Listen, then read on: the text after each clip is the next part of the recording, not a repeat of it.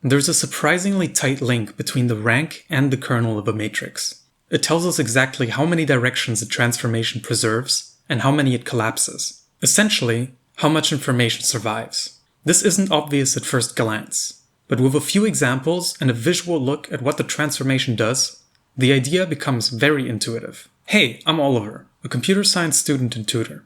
I make short concept overview videos to make maths and computer science topics more accessible. In this video, we'll look at the Rank-Nullity Theorem and see why it creates such a neat connection between the column space and the kernel. By the end, you'll understand this relationship clearly and know how to apply it to linear transformations and matrices. Before we jump right into the statement of the theorem, I wanted to show you real quick what a linear transformation L looks like. So this depiction shows us the dimensionalities of the vector rooms for our linear function that goes from v to w, both being vector spaces. This here is v and this here is w. The kernel of L is then this part here of v, and the image, so the column space of L, is this part here of w. And then we can see that our v lands anywhere in our image, and our kernel, so this part here, lands in the 0 vector in w. Our entire vector space w has the dimension of w, and for v, it's dimension of v. And then we define also the dimension of the kernel and the dimension of the image. I wanted to reintroduce these real quick so that the statement of the theorem makes a bit more sense on first glance. This here is the Rank-Nullity Theorem. It tells us that the dimension of the image of L plus the dimension of the kernel of L are equal to the dimension of V. Looking at our visualization again, the dimension of the image of L is this part here, and the dimension of the kernel of L is this part here. And this theorem tells us that this dimension here is equal to this one plus this one. So for linear function L, where we come from a vector space V that has dimension of V different directions, the number of directions that are in our image plus the number of directions in our kernel is equal to this number of directions from where we came from. And I'll add real quick that this dimension of the image of L is the rank, which I introduced in the previous video. So for the specific case of a matrix A with n rows and m columns, which represents a linear transformation from our Rm to our Rn, we can use this equation here, which is just the Rank-Nullity Theorem, where we wrote the alternative form of this dimension of the image of L as the rank, inserted A as our linear transformation, and entered for our dimension of V, m, which is the dimension of this Rm. With this theorem, we can determine what the dimension of the kernel is if we are given the rank, or what the rank is if we're given the dimension of the kernel. In this example, we have a matrix A, which looks like this. Now, we can tell that the rank of this matrix is 2 because we have a type of staircase format here that goes all the way down to the second row. Alternatively, we can also see that these two column vectors are linearly independent, and the rank can also be seen as the number of linearly independent columns. Given that the rank is 2, we can apply our theorem to determine what the dimension of the kernel is. So we would subtract the rank, and the dimension of the kernel is equal to m minus the rank of A. We know that the rank of A is 2, and m is the number of columns we have in our matrix, which is 2 in this case. So the result is that the dimension of our kernel is 2 minus 2, so 0. So we have the trivial kernel, meaning we just have the 0 inside our kernel.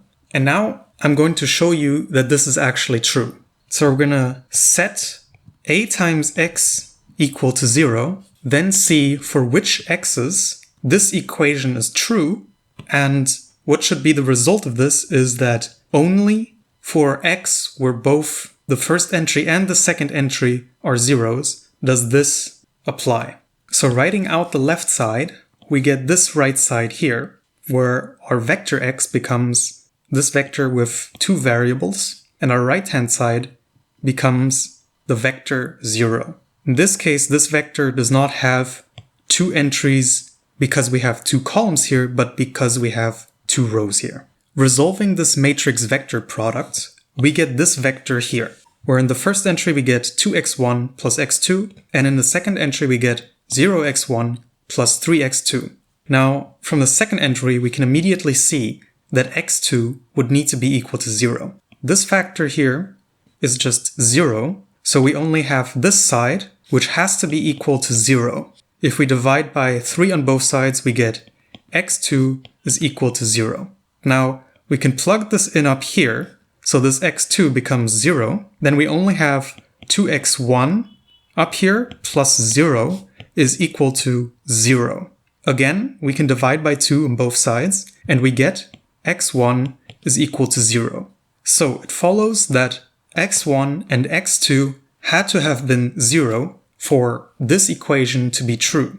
And this precisely means that our kernel only has the 0 vector. So we have the trivial kernel, and its dimension is 0. So you can see we get the same results by applying our theorem as we do by manually resolving this. Next, we'll take a look at this matrix here. This time, we have a matrix of size 2, 3, because we have 2 rows and 3 columns. This time, we will first calculate the kernel, determine its dimension, and based on that, determine the rank. Again, we set b times x equal to 0, plug in our matrix and our variable vector, and our 0, this time having the size 2 because we have 2 rows, and that's our codomain size.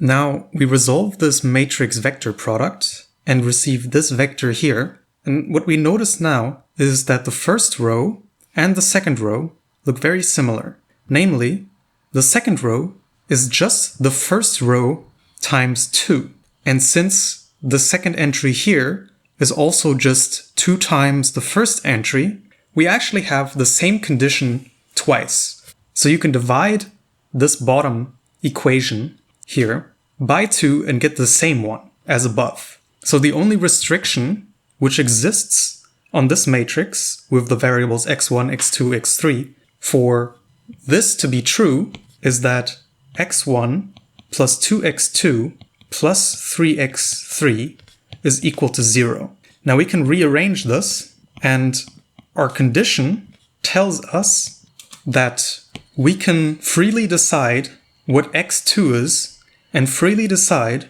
what x3 is, and then we can still find an x1 for which this equation holds. One can consider these variables which we can freely choose as degrees of freedom, and the degrees of freedom in this case actually already tell us what our dimension is of the kernel. So 2 degrees of freedom tells us a kernel with dimension 2. But let's construct the kernel directly from this here. So our kernel is made out of these vectors for which this applies. So if we insert the condition which we just derived into our vector x, we receive this form, which we can pull apart into a vector that's dependent on x2 and one that is dependent on x3, pull out our x2 and x3, which we've said can be chosen as any number, as they are our degrees of freedom. But this now is every linear combination of these 2 vectors. So if you remember, that is exactly the span, the definition of the span. We can linearly combine these 2 vectors with any scalars. So it's equivalent with the definition of the span, for which reason we can say the kernel of B is equal to the span of these 2 vectors. And because these 2 vectors are linearly independent, so you can't write one of these in terms of the other, this also tells us that the dimension of this span, and thus also the dimension of the kernel of B, is equal to 2. So 2 different directions which span this space. Now taking our result that the dimension of the kernel of B is equal to 2, we plug that into our formula up here, which we first need to rearrange. So we're trying to find out what the rank is in terms of M and the dimension of the kernel of A. Rearranging, we find out that the rank of A, or in this case actually B, is M minus the dimension of the kernel of A. Okay, now having corrected that this is the matrix B, we plug in where M is the number of columns and the dimension of the kernel of B, which we've just derived, is 2. So our result is 3 minus 2, which is equal to 1. So the rank of B is 1. And you can also check this because there's only one linearly independent vector, or a maximum of one linearly independent vector in these columns. So if you look at these columns, what you'll notice is that each of them is just a multiple of the others. So 2, 4 is just 2 times 1, 2. And 3, 6 is just 3 times 1, 2. And the same applies for 2, 4 and 3, 6. Another way of determining this is applying Gaussian elimination and then noticing that using this row, eliminating this one gives you just zeros down here. And then our row echelon form has this stairway structure where in fact we just have one step, which is equivalent to the rank.